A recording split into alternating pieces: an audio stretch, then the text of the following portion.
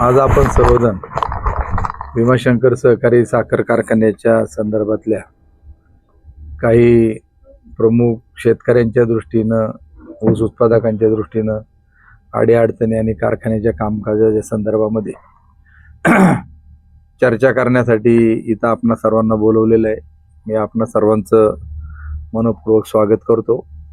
आपणा सर्वांना माहिती आहे की या वर्षीचा गळीत हंगाम मुळातच उशिरा सुरू झाला आणि त्याचा फटका शेतकऱ्यांना मोठ्या प्रमाणामध्ये बसलेला आहे.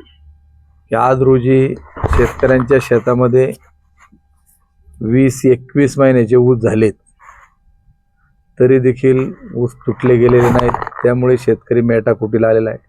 मार्च महिना चालू आहे, लोकांना देणदारी मिटवायची असते, वेगवेगळ्या प्रकारच्या बँकांची कर्ज त्यांना देणं असतं, सोसायट्या भरायच्या असतात आणि उन्हाची वाढलेली तीव्रता आणि याच्यामुळं उत्पादनात होत चाललेली घट आणि अजून देखील ऊस तुटत नाहीत, याच्यामुळं शेतकरी हवालदिल झालेले आहेत.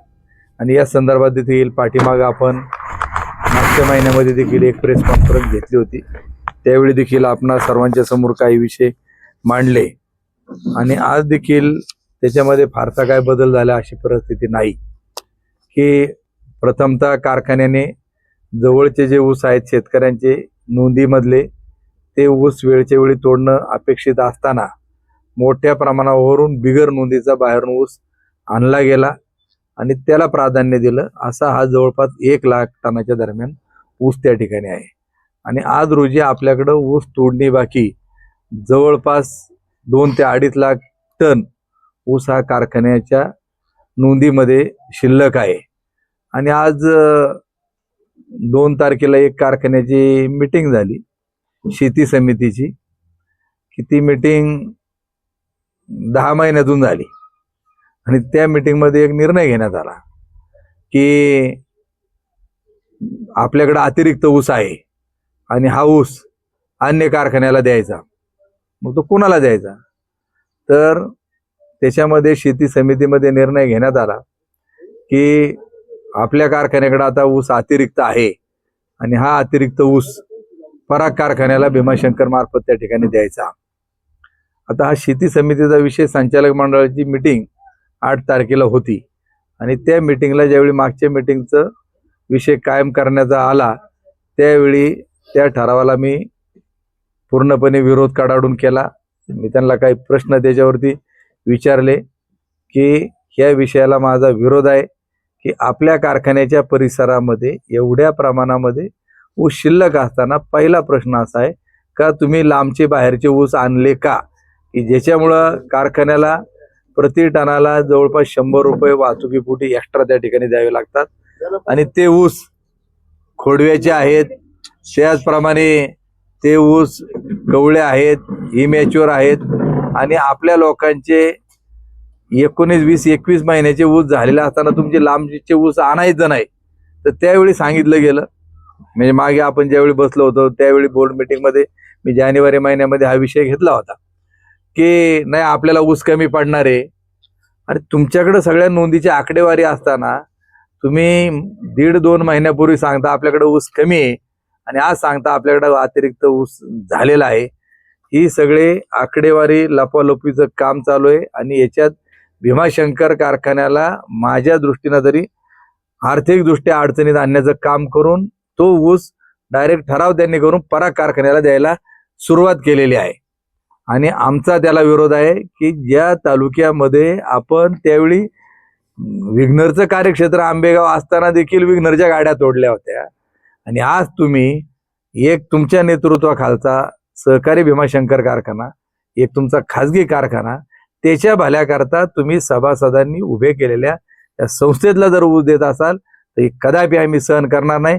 नुसता ऊसच दिला जात नाही तर त्याच्यामधून अनेक काही गोष्टी मटेरियल असेल आतमधलं, त्याचप्रमाणे टोळ्यांचं देखील मी मागे सगळं आकडेवारीनुसार सांगितलं की ॲडव्हान्स भीमाशंकरचा घेतलाय, टोळ्या तिकडं चाललेल्या आहेत, त्याच्यावर त्यांनी काय उत्तरं दिली काय नाही ती तुमच्याकडे आहे सगळी. आणि आज रोजी इकडचे कर्मचारी देखील तिकडं काम करतात. शेतकऱ्यांना कळत नाही का नेमका कर्मचारी कोणत्या कारखान्यात शेतकी विभागात काम करतोय. तर पहिलं मला सगळ्या सभासदांना शेतकऱ्यांना सांगायचे का मी संचालक या नात्याने 25 वर्ष मी आज तिथं कार्यरत आहे. चेअरमन म्हणून देखील तुम्ही मी केलेलं काम पाहिलेलं आहे आणि ज्यावेळी या संस्थेच्या हिताच्या विरोधामध्ये जर काही गोष्ट घडत असतील त्याला आमचा पूर्णपणे विरोध आहे आणि हे माझं कर्तव्य आहे का तुम्ही मला निवडून दिलेले आहेत आणि म्हणून तुमचा प्रतिनिधी म्हणून तिथं बोलत असताना सभासदाच्या शेतकऱ्याच्या हितात जे चाललंय योग्य की अयोग्य हे मला सांगितलं माझं कर्तव्य त्या ठिकाणी आहे. दुसरी गोष्ट मला या निमित्ताने नमूद करावीशी वाटते की भीमाशंकर कारखान्यामार्फत शेतकऱ्यांना दिलेलं बेण्याचे ऊस किंवा खतं ज्या सुविधा दिल्यात ते ऊस देखील पराग कारखान्याने मागे तोडले तरी देखील भीमाशंकरची यंत्रणा गुपचूप सांगत होते का ज्याला न्यायचा असेल तिकडं परागला ऊस देऊन टाका, तिकडं घेऊन चला. हे असलं कामाला हे थांबलं गेलं पाहिजे हे एक आमचं म्हणणं त्या ठिकाणी आहे.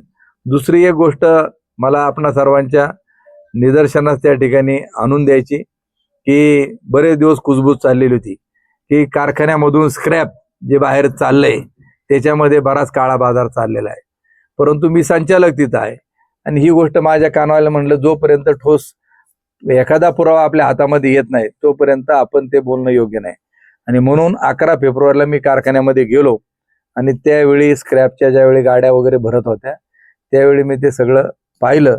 तर 11 फेब्रुवारीला मी व्हिजिट केल्यानंतर मी एक ठरवलं होतं माझ्याकडे सगळ्या माहिती डिटेल मला त्या दिवशी मिळाली. परंतु संचालक या नात्यानं पहिली गोष्ट संचालक मंडळाच्या मीटिंगमध्ये ती निदर्शनास आणून देणं गरजेचं होतं. म्हणून 8 तारखेला जी मीटिंग बोर्ड मीटिंग झाली त्याच्यामध्ये मी सगळ्या संचालकांना बोर्ड मीटिंगमध्ये दाखवलं की मी ज्यावेळी 11 फेब्रुवारीला आतमध्ये गेलो त्यावेळी आपल्या कारखान्यामधून जे स्क्रॅप बाहेर चाललेले तर त्या स्क्रॅपमध्ये लोखंडाबरोबर ॲल्युमिनियम देखील त्या ठिकाणी जाते आणि हे काही कोणाला काय पटलं नाही. परंतु मी आपल्याला दाखवू इच्छितो की 11 फेब्रुवारीला मी ज्यावेळी व्हिजिट केली त्यावेळी वाहन क्रमांक MH18 M4348 ही गाडी आहे. ह्या गाडीमध्ये तुम्ही पाहू शकता की लोखंडाच्या नावाखाली याच्यामध्ये हे ॲल्युमिनियम याच्यामध्ये वरच्या बाजूला तिथं भरलेलं त्या ठिकाणी दिसतंय. आणि मी हा फोटो सहित दाखवलं की स्क्रॅप घेणार आहे तुमचाच आणि हे स्क्रॅप काढून देणारे स्टोअरची माणसं देखील तुमचीच आहेत की जे लिलाव ज्या स्क्रॅपचा झाला लोखंडाचा तो झाला 43 रुपये किलोप्रमाणे आणि ॲल्युमिनियमचा जो रेट आहे तो 200 रुपये प्रति किलोचा. 43 रुपये किलोच्या भावात 200 रुपये किलोचा माल त्या ठिकाणी जातो. किलो मागे 157 रुपये हा कारखान्याला बसलेला भुर्दंड. म्हणजे हे जाणीवपूर्वक याच्यामध्ये आता ते टीव्हीला तुम्ही ऐकताय हे अशी साखळ्याले त्याला म्हणतात याच्या पाठीमागे काय शब्द वापरतात कोण आहे आका. आता हे आका बोका हे सगळे आता तुम्हालाही सगळ्याला माहिती आहे का याच्यात कोण कोण आका बोका आहेत हे सगळे आता निघतील. ताराई नावाच्या हे जे भावामध्ये अल्युमिनियम विकलं गेलं असं म्हणाले तुम्हाला आता मी फोटो सहित दाखवलं की लोखंडाची गाडीची त्यावेळी रिशीट करण्यात आली आणि त्याच्यामध्ये ॲल्युमिनियम देखील भरण्यात आलं. हे मी माझ्या डोळ्याने फोटो काढून स्टोअर किपरच्या सिक्युरिटी ऑफिसरच्या समोर आणि संचालक मंडळाच्याला देखील हे फोटो दाखवले. त्यांना मी सांगितलं की याकरता नुसतं ही एकच गाडीचं मी माझ्या निदर्शनास आले पण PP बॅगा ज्या प्लॅस्टिकच्या बॅगा वगैरे जे साखरेचं रिकामा बाळतात त्याच्या खाली देखील SS स्टीलचं मटेरियल देखील मोठ्या प्रमाणामध्ये जातं. ही चर्चा कानावर आली तेव्हा त्यांना सांगितलं की आपल्याकडे जो काय इंजिनिअरिंग विभागामधून किंवा अन्य डिपार्टमेंटमधून जो माल स्क्रॅपमध्ये काढला जातो त्याचं रजिस्टर त्या ठिकाणी नोंदलेलं असतं की एक ज्यावेळी नवीन वस्तू येते त्याची नोंद स्टोअरला होत असते आवकमध्ये आणि ज्यावेळी ज्या डिपार्टमेंटला पाहिजे त्याला ती रिश्यू होत असताना त्याचं जावक इकडे नोंदलेलं असतं. परंतु ज्यावेळी पुन्हा नव्याने असतं तर जो स्क्रॅप आहे डेड स्टॉक तर तो ज्यावेळी इकडे येतो त्याची देखील एंट्री तिथं असते. तर मी त्यांना याच्याकरता एक संचालक मंडळाची कमिटी नेमा मी तिथं येतो आणि मी तुम्हाला दाखवून देतो का इथं काय काय चुकीच्या पद्धतीचं काम चाललेलं आहे आणि स्क्रॅपच्या नावाखाली चांगलं माल देखील बाहेर जाऊन हे कोणाचे खिशे भरवण्याचं काम चाललंय हे मी तुमच्या निदर्शनास, परंतु त्यावेळी कुणीही एक शब्द देखील ना चेअरमननी काढला ना कुठल्या अधिकाऱ्याने त्या ठिकाणी काढला. पण याच्यामध्ये हा मोठ्या प्रकारचा घोळ तिथं आहे आणि हे माझं काम आहे का हे लोकांच्या निदर्शनात त्या ठिकाणी, कारण ही जी लोक होती तुम्ही पाहताय की वार्षिक सभेला जो गोंधळ झाला ही सगळी टोळी तीच आहेत. ठेकेदार जेवढे आरड ओरड करायला दंगामस्ती करायला होती हेच पदाधिकारी आहेत. ज्याला पद नाही लय गोंधळ घातला वार्षिक सभेत त्याला पद दिलं जातं आणि लय ज्याने जोर काढला तिथं जास्त गोंधळ केला त्याला कॉन्ट्रॅक्ट दिलं जातं. अशी ही सगळी लबाडाची टोळी तिथं कार्यरत आहे. पण हे संस्थेच्या दृष्टीनं घातक आहे. याकरता तुम्हाला सगळ्यांना या ठिकाणी बोलवलेलं आहे. तर याचा पर्दाफाश त्या ठिकाणी झाला पाहिजे. आणि पुढचा विषय आहे की ऊस उत्पादक शेतकऱ्यांना गेले 10 वर्षात ज्या शेतकऱ्यांनी कारखान्याला ऊस घातले त्यांची सभासद होण्याची इच्छा आहे तर त्यांना सभासदत्व देण्याबाबतची अनेक वेळा चर्चा झाली पण दिलं जात नाही. आता आम्ही त्याच्या संदर्भामध्ये फॉर्म देखील तयार केले आहेत आणि ते आता गावोगाव वितरित केले जातील. आणि ज्याला कारखान्याचं सभासद व्हायचं असेल त्याच्या नावावर किमान 20 गुंठे जमीन असणं गरजेचं आहे. आणि सभासदाचा जो शेअरची रक्कम आहे ती 15,000 रुपये आणि प्रवेश फी 150, असं 15,150 रुपयाचा डीडी किंवा चेक त्या फॉर्म सोबत घेऊ. अर्धा एकरचा सातबारा असणं गरजेचं आहे आणि तो आम्ही तिथं प्रशासनाकडे दाखल करू. आणि जर त्यांनी तो स्वीकारला नाही तर त्याच्याबाबत पुढे साखर आयुक्ताकडे त्याच्याबाबत दाद मागण्यात येईल. हे एक कार्यक्रम करायचा आहे आपल्याला. आणि दुसरा का ज्या शिरूर तालुक्यातील शेतकऱ्यांनी जुन्नर तालुक्यामधल्या शेतकऱ्यांनी कारखान्याकडं शेअर्ससाठी पैसे भरलेले होते ते अनामत म्हणून जवळपास ही 5-6 कोटी रुपयाच्या दरम्यान रक्कम त्या ठिकाणी आहेत. तर यांचा ठराव 2009-10 झाला. तो प्रस्ताव साखर आयुक्तालयामध्ये दाखल करण्यात आलं. त्याच्याबाबत कारखान्यांनी कुठल्याही प्रकारची कार्यवाही करत नाही. जुन्नर तालुक्याचा विषय सोडून द्या. तिथं ज्या काही याच्यात आल्या विघ्नरचं कॉमन कार्यक्षेत्र असल्यामुळे त्यांनी त्याच्यामध्ये हरकत घेतली. परंतु शिरूर तालुक्यातील शेतकऱ्यांना सभासद करण्याकरता कोणाची हरकत त्या ठिकाणी नाही. असल कुणी हरकत घेतली असेल ते त्यांनी दाखवावं. परंतु ह्या ज्या लोकांचे शेअरचे पैसे जमा आहेत त्यांना कुठल्याही परिस्थितीमध्ये सभासदत्व मिळालं पाहिजे. हा एक महत्वाचा विषय याच्यामध्ये आहे. भीमाशंकरचा जो नोंद झालेला ऊस फरागला देणार आहे, नोंद झालेला ऊस देणार आहे की अतिरिक्त ऊस येतो देणार आहे? नोंद झालेला अतिरिक्त कधी म्हणतो नोंद असला का तरच अतिरिक्त. पण भीमाशंकरची गाळप क्षमता आता जवळपास पर डे 8,500 ते 9,000 प्रतिदिन टनाने आपली गाळप क्षमता आहे. आता उन्हाच्या याच्यामध्ये इफिशियन्सी तोडणाऱ्यांची कमी होते तोडणी यंत्रणा, त्याच्यामुळं कारखान्यामध्ये गाळपाला कुठल्याही प्रकारची अडचण नाही. सगळ्याच्या सगळा ऊस भीमाशंकरने गाळा पाहिजे. परंतु भीमाशंकरला अडचणीत आणण्याचं डोक्यात ठेवून इथला ऊस जवळचा ऊस स्वतःच्या कारखान्याला त्या ठिकाणी देण्याचं काम केलं आणि भीमाशंकरला लांबून त्या ठिकाणी 1,00,000 टन ऊस लांबचा त्या ठिकाणी आणला.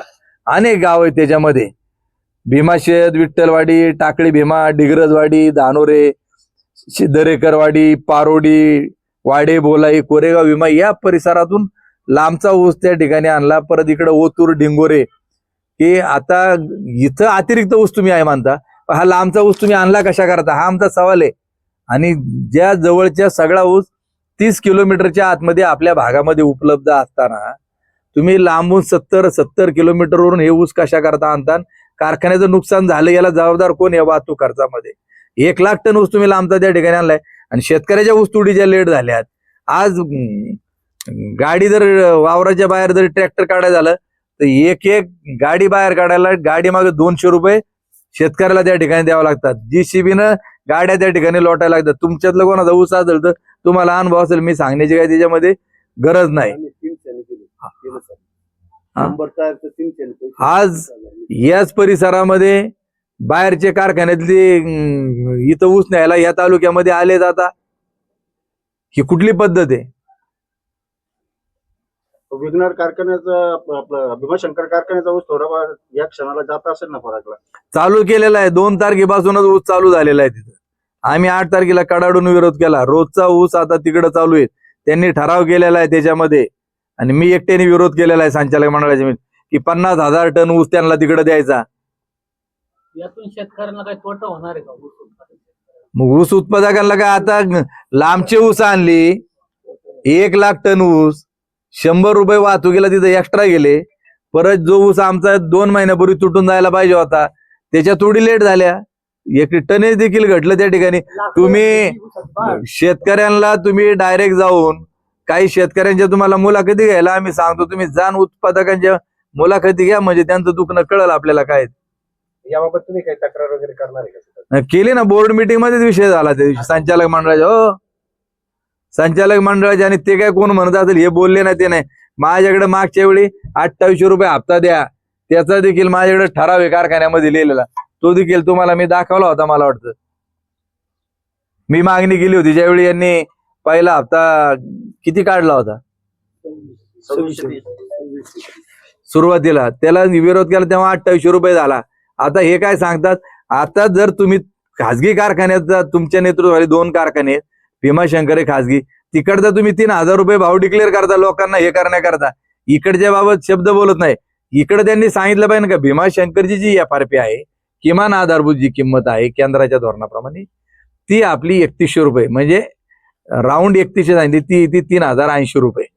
परंतु माझं आता मत स्पष्टप्रमाणे आहे का एक्सपोर्टचे साखर 45 रुपयाच्या पुढे आता चालले. त्यानंतर आपल्या देशांतर्गत मार्केटमध्ये देखील 38 रुपये बेसिक प्राइस झालेले आहेत. त्यामुळे कुठल्याही परिस्थितीमध्ये 3,500 रुपये टनाला भाव मिळालाच पाहिजे याच्याकरता आम्ही जोरदार आता त्या ठिकाणी आवाज उठत राहू. परंतु दुर्दैव एका गोष्टीचं आहे की तुम्ही पाहताय की आपल्या परिसरामध्ये ह्या ऊसाच्या तुडी लेट होत चालल्यामुळं ऊसाचं क्षेत्र घटतंय. लोकांनी खोडवे ठेवले नाहीत. एवढ्या उन्हामध्ये जर उचळलं तर लोक खोडवे ठेवणारच नाहीत. आणि त्याच्यामुळे इथं केळी खालचं क्षेत्र वाढायला लागले, आपल्याकडं कांद्या खालचं क्षेत्र वाढायला लागले. म्हणजे ज्या तालुक्यामध्ये ऊस नव्हता, आज आपल्या तालुक्यामध्ये 7-8 लाख टन ऊस निर्माण झाला. पण आज अशी परिस्थिती निर्माण झाली, लोकांची इच्छा राहिली नाही तिकडे जाण्याची. त्यावेळी तुम्ही आता पुढच्या वर्षी काय करणार? पुन्हा लांब जाणार का तुम्ही कुठंतरी? मग आज आपला तुमचा हक्काचा ऊस तुम्ही जवळचा देऊन टाकता. आज शिरूर तालुक्यामध्ये आता जे काही आंबेगाव तालुक्यामध्ये आता जवळपास अजून जे ऊसाचं क्षेत्र आपलं शिल्लक आहे, म्हणजे येणारं जे टनेज आहेत ते जवळपास 1.5 लाख टन आंबेगावचा ऊस शिल्लक आहे अजून. त्याच्यानंतर जवळचे जे गट आहेत आपले कवठे गट, जांबूत गट, याच्यामध्ये मोठ्या प्रमाणामध्ये ऊसाचं क्षेत्र त्या ठिकाणी शिल्लक राहिलेले आहेत. आणि करंदी असेल तिकडं आता ऊस कुठं काही शिल्लक फार क्वचित राहिलेले आहेत का ज्यांना मनापासून वाटतं की आपला भीमाशंकरला गेला पाहिजे, भाव आपल्याला चांगला मिळतो तिथं. आणि एक जातेगाव गटामध्ये थोडंफार, नाही तर बाकीची सगळी तिकडची तुम्ही फिरक पटकन मारून या की शिरूर तालुक्यामध्ये आज ऊस शिल्लक राहिलेली नाहीत मोठ्या प्रमाणात. पण आंबेगाव मध्ये तुम्ही जर पाहायला गेलं, जुन्नर मध्ये पाहायला गेलं की ज्यांच्या भीमाशंकरला नोंद खूप मोठ्या प्रमाणामध्ये शेतकऱ्यांचे आहेत. आणि सुरुवातीच्या काळामध्ये शिरूर तालुक्यामध्ये जी जवळचे गट आहेत, कवठे गट असल, जांबूत गट असल, यांना खूप मोठ्या प्रमाणामध्ये टोळ्या देण्यात आल्या. नाही त्रास नाही त्यांना सांगायचं का इकडे नाही तुम्ही परागला ऊस घेऊन जा, अशी पद्धत आहे. स्क्रॅपचा ठेका कोणाला आहे आणि त्याच्यात काही हितसंबंध आहेत असं तुम्हाला वाटतं? आहे ना तिथं. आता मी तुम्हाला सांगितलं असं, जर तुम्ही माझी जशी घेतली ना, ताराई का कोणतरी नावाचा आहे, कोणाच्या गाडीवर नाव ताराई, हा कोण आहे काय नाही, ठेकेला नाही आता येतं कोण, काम एकाच्या नावाने घ्यायला एक जण येतो. ही स्क्रॅपची गाडी भरलेली, याच्यावर गाडीचा नंबर सगळे तुम्हाला मी फॉरवर्ड करतो. आता ते काय बोर्ड मीटिंग मध्ये दाखवलं, त्यामुळे तुम्हाला माहिती द्यायला मी मोकळा झालो आता. आणि हे अल्युमिनियम भरलेलं सगळं 200 रुपयाचं माल, आणि मोठ्या प्रमाणात दुसरा चांगला माल याच्यात गेलेला आहे. आणि मी त्यांना सांगितलं तुम्ही कमिटी न्यामा सांगा, मी राहतो त्याच्यामध्ये आणि आपण सगळं स्टॉक सगळं व्हेरीफाय करू. जसं भीमाशंकर आरोप केले तर विग्नरची काय परिस्थिती नाही, मी काय तिकडचं पाहत नाही, मला काय आरोप करण्याचं काय माझं काय असं आहे. आता उद्या तुम्ही अन्य कारखान्यांचं काय विचार, आता आंबेगाव जुन्नर आहे विग्नरचं, तर विग्नर बाबत बोलत नाही असं त्यांचं मागच्या मिटिंगला आपण ज्यावेळेस पत्रकार परिषद झाली. आता मी तुम्हाला सांगतो, मी दुसरा एक उपप्रश्न केला हा तर जर गोडगंगाबाबत म्हणजे तुम्ही जास्त हुशार दिसताय, अर्थतज्ञ दिसताय असं भीमाशंकरच्या अध्यक्षांनी सांगितलं, तर गोडगंगा चालवायला का नाही घेत तुम्ही? अरे सरकार तुमचं, तुम्ही मागणी करा ना, त्यांना लय अनुभव आहे, त्यांनी काढली होती ना, जे भीमाशंकरचे आता चेअरमन आहेत त्यांनी काढली होती ना इथं. फूड प्रोसेसिंग युनिट थोरांदळ्याला, हा. त्यांना लय अनुभव आहे चांगला त्याच्यातला, त्यांनीच घ्यावा ना चालवायला. बंद आहे आता काय, मी काय सरकारमध्ये आहे का? नाही त्यांना नाही आता मी तर काय सरकारमध्ये नाहीत. घोडगंगा कारखाना बंद आहेत, हे सहकार मंत्री होते, सहकार मंत्र्यांनी असताना तो कारखाना बंद आहेत, त्यांनी त्याची इन्क्वायरी करा. आमचं म्हणणं आहे जो चुकीचा करत असेल तो आत गेला पाहिजे, कुणी असो. उद्या मी चुकीचं केलं ना तर मला सुद्धा त्या ठिकाणी जेलची हवा दिली पाहिजे. कोणा अन्याय नाही झाला पाहिजे. संस्था काय कोणाच्या बापाच्या नाहीत. हे लोकांनी त्यावेळी 3-3 हजार रुपयाचे शेअर्स घेतलेले आहेत, 325 रुपये भरले, 3,000 कर्ज, 3,000ला 3,000 व्याज लोकांनी भरलेले आहेत. ही घटना तुम्हाला आठवत असेल तर साधारणतः 94 सालापासून 2,000पर्यंत लोकांकडे पैसा अडका नव्हता. आणि ज्यांना लय वाटतं ते यांनी घ्यावा ना. जसं गोपीनाथ मुंडेंनी कारखाना चालवायला गेला होता, हा इथला पारनेर कारखाना घेतला होता, तसं यांनी प्रस्ताव देऊन नसल घोडगंगा चालवता येत सरकारकडे मागणी घ्यावी चालू करायला.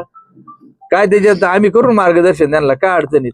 आणि विग्नरच्या बाबत, आता विग्नरच्या बाबत मी काय बोलण्याचं काय कारण आहे, कारण मी काय तिथला सभासद नाहीये मी स्वतः. आणि जर म्हणाल तर भीमाशंकर आणि विग्नर दोघं एकच रेट काय देतात लोकांना? मग यांचं काहीतरी वरच्या लेवलला चर्चा होऊन भाव ठरतो का? गेल्या वर्षी दोघांनी 3200 दिला, त्याच्या आदल्या वर्षी तेच. म्हणजे मिळून जुळून चाललेलं दिसतंय. का मग जादा भाव नाही?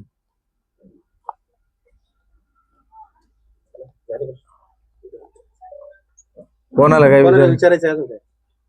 निवृत्ती ओके. सचिन तुला मी घेतो आता सेपरेट. एक मिनिटातलं काम आहे. मी घेतो आता separate. बडेकर जेवणार असेल कोणा त्यांना सांगितलं.